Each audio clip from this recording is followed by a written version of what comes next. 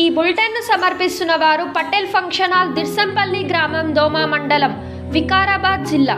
Booking కోసం సంప్రదించండి. Cell number 9490045048.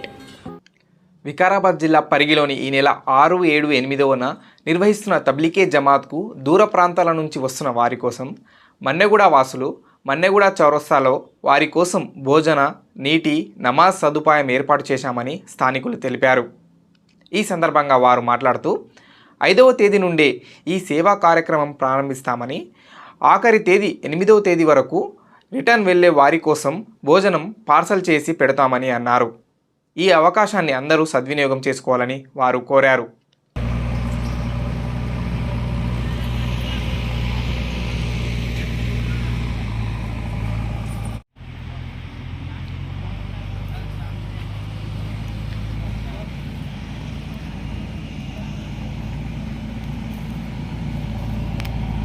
बरकातु जो परगी के अंदर इज्तिमा है 6, 7, 8 को माशाल्लाह उन हजरात को जो जाने वाले मेहमान हैं इज्तिमा में मन्नेगुड़े चौरास्ते पे उनकी खिदमत के लिए नाश्ते का और चाय पानी का और वापसी में जाने के वास्ते पार्सल का इंतज़ाम भी किया गया है। यहाँ पर नमाज का भी वज़ू का भी इंतज़ाम है। माशाल्लाह तमाम हजरात हमें खिदमत का मौका दीजिए। वालेकुम वरहमतुल्लाहि वबरकातुह। हम सभी के लिए बड़ी मसरत का मौका है।